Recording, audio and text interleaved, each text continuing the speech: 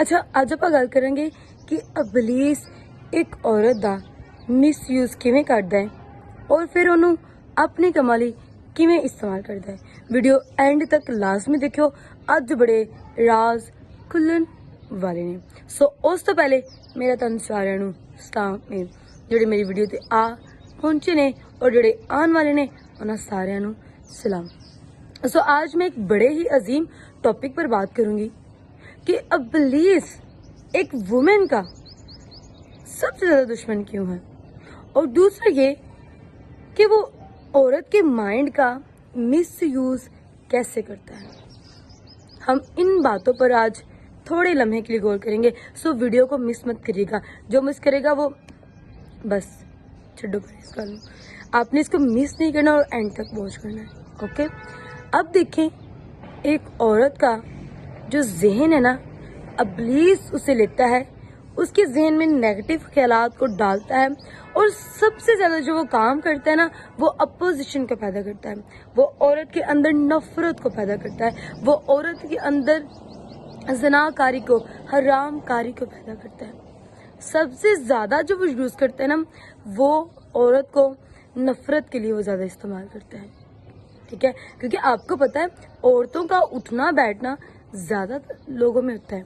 मतलब किसी के घर में जाएं तो औरतें जा रही हैं, कहीं कुछ हुआ है तो कहाँ जा रही हैं, औरतें जा रही हैं। तरह बतरह इस माशरे में कहीं ना कहीं औरतें किरदार अदा कर रही हैं। सो जब ही औरतें बैठती हैं, 2 औरतें लगा लो या 4 औरतें, तो एक बड़ी जमात है ना उनके लिए, वहाँ बैठते ही वो चुगलियाँ शुरू कर देती हैं। ऐब जोइयां, भाई फलां वेखे मेरी जठानी कैसी है, भाई फलां वेखे मेरी नंद कैसी है, भाई फलां वेखे मेरी भाभी कैसी है। भाई ये चीज़ें जब वो करैक्टर्स पर बात करती हैं तो एक्चुअली में उनके अंदर डेविल काम कर रहा है, और वो डेविल इन चीज़ों को लेता है, उनके सामने ऐसे हालातों को पैदा करता है और फिर उनके अंदर मैदान बनाता है। उसको मैदान की ज़रूरत है। खुदा को भी आपके अंदर एक मैदान तलाश करता है, एक घर तलाश करता है। हाँ, अगर उसको आपके अंदर पाकीज़गी मिल गई तो आप उसके लिए बड़े काम करने वाले बन जाएंगे। लेकिन इसी बरक्स शैतान को भी एक घर चाहिए, एक जगह चाहिए।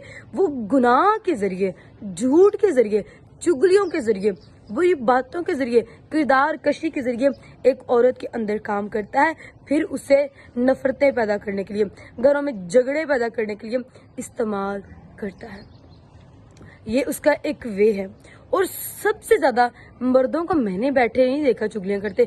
हम वो एक बिजनेस पर बात करेंगे या बात करेंगे फलां बंदे ने लड़ाई की है, झगड़ा किया, कुछ भी ऐसा, लेकिन मैंने उन्हें किरदार कशी पर बातें करते नहीं देखा मर्दों को।